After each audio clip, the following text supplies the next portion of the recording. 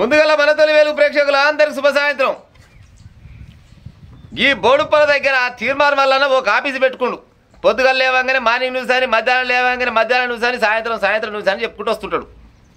అందరికి ఎరికిన ముచ్చటే. తెలంగాణ, ఆంధ్రప్రదేశ్ దాదాపుగా 3-4 రాష్ట్రాలకు ఎరిక ఆయన ముచ్చటగానే. అయితే ఆయన ఆఫీస్ పైన తీర్మానం వల్ల చంపుదామని దాడి చేసి రట్టియాల. మల్లన్న చెప్పిన ముచ్చట, నేను చెప్పే ముచ్చట అయితే కాదు. కానీ మల్లన్న ఏమంటుండంటే, నన్ను చంపుదామని వచ్చిర్రు. ఎవరు వచ్చిర్రు?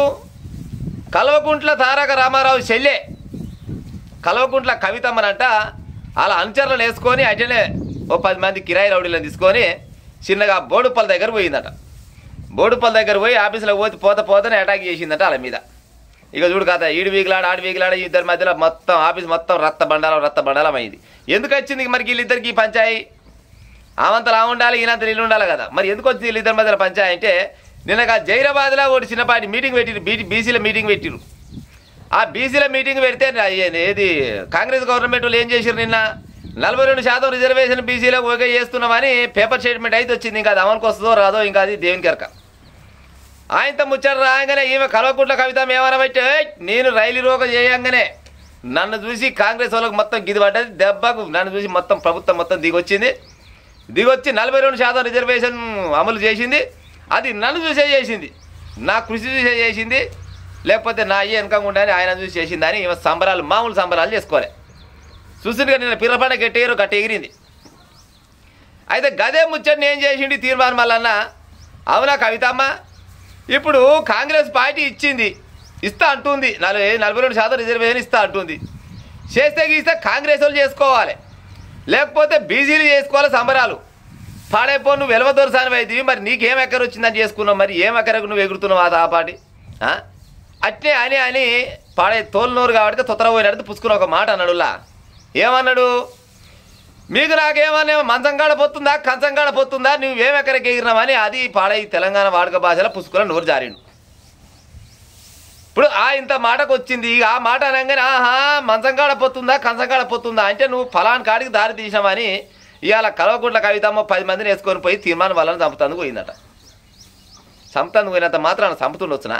అయితే అది పని. కానీ ఉత్తగానే మంత్రాల బలం లేకుండా తుప్పిల బలం ఉండాలిగా. పోయి జర ఆడ ఏది అల్చల్ చేద్దామని పోయినట్టు. కానీ మరి మల్లన్న దగ్గర గన్ను మీద ఉండేదా?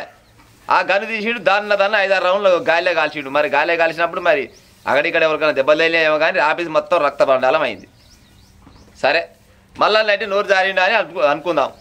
కానీ మరి అది మామూలుగా ఇప్పుడు గిసోటి చిన్న ఏది సామెతలు ఎన్ని చెప్పొచ్చు? మీ అయ్యా ఎన్ని అనొచ్చు, మీ అన్న మీ బావ ఎన్ని అనొచ్చు, ఎన్ని రకాలుగా ఏకంగా రండా అని ఓపెన్గానే తిట్టే మీ అయ్యా వెనకడికి ఒకసారి కేంద్ర మినిస్టర్ అండి అన్నడా అనలేదా?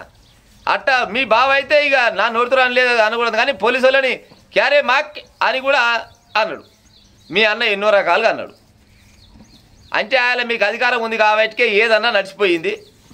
ఇవాళ తీర్మానం మల్లన్న అంటోడు పుచ్చుకున్న ఒకసారి ఇట్లా ఏది ఒక సామెత లెక్క, మీకు మాకేం పోతుందమ్మా, నీకు ఆడపోతుందా ఈడపోతుందా, నీకేమెక్కరా, నువ్వేమో వెలవదొరసారి అయితే మేమేం బీసీలం అయితే మరి మాకు రిజర్వేషన్లు ఓకే అయితే మరి నువ్వేం పనికి సంబరాలు చేస్తున్నావు, నువ్వెందుకు సిగాలు ఊగుతున్నావు, నీకేమెక్కరా అని అడిగిన దానికి నన్ను గా మాట అంటవా అని ఇవాళ పోయి తీర్మానం మల్లన్న చంపుతాను పోయిరట ఆఫీస్లోకి.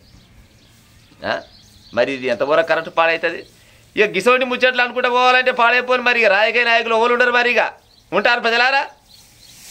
ఏదైనా సమస్య ఉంటే నిజంగానే ఒక మాట అన్నాడు అనుకో, తీర్మానం మల్లన్న మీద బరాబర్ కేసు పెట్టాలి. అట్టెట్టంటావు రాబాయి నువ్వు? నేను ఒక ఆడవిల్లని, నీ తెలంగాణ ఆడపడుచుని, నన్ను ఈ మాట ఎట్టంటామని పోయి ఒక కేసు పెట్టి రావాలి. కేసు పెట్టి వస్తే చట్టం తన పని తాను చేసుకుపోతుంది. లేకపోతే పోయి అడుగుతాను పోయిరు అనుకో, అడుగుతాను పోతే అడిగినట్టు ఉండాలి. కానీ ఏకంగా పోయి ఆఫీసులో ఉన్న అద్దాలని వలగొట్టి ఏకంగా సంపుతానికే మీరు దాడి చేసిరంటే మరి అది ఎంతవరకు కరెక్ట్ కవితక్క? మరి మీ అయ్య చెప్పిండా పొమ్మని, మీ అన్న చెప్పిండా, నీ బావ చెప్పిండా? నాకు తెలిసి అయితే ఈ ముగ్గురు చెప్పకుండొచ్చు. నేను ఉద్యమకారురాలు బిడ్డని నువ్వు నన్ను ఇంత పెద్ద మాట అంటావా? నా ఇంకా లేదా?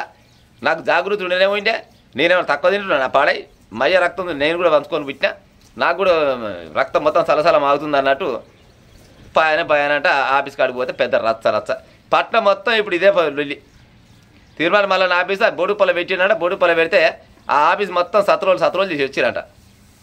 ప్రజలారా, ఇప్పుడు సరే అది ఎసవంటోడైనా కానీ ఏకంగా ఆఫీస్కి పోయి దాడి చేయడం తప్ప కరెక్టేనా ఏదనేది మీ కామెంట్ రూపకంగా చెప్పుకుంటా మరి ఇక